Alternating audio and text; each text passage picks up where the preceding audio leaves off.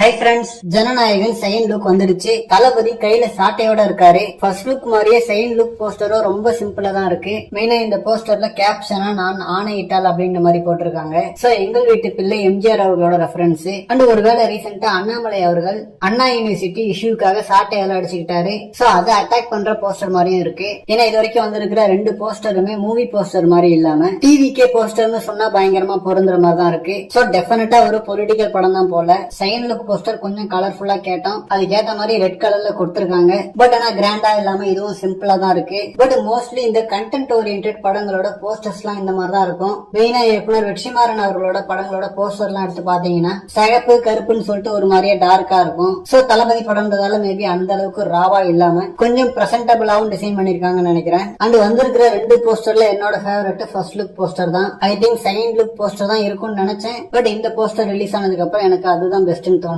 And அப்படியே third look போஸ்டரும் evening 6 மணிக்கு வந்தா நல்லா இருக்கும். ஏன்னா நான் எக்ஸ்பெக்ட் பண்ண ஒரு ஃபயர் இன்னும் கிடைக்கல. ஹோப்ஃபுல்லி இன்னொரு போஸ்டர் இருந்தா நல்லா இருக்கும். ஓகே ஃப்ரெண்ட்ஸ், இந்த ரெண்டு போஸ்டர்ஸ்ல உங்களோட ஃபேவரட் எதுன்னு சொல்லிட்டு கமெண்ட்ல சொல்லுங்க. என்னோட ஃபேவரட் ஃபர்ஸ்ட் லுக் போஸ்டர்.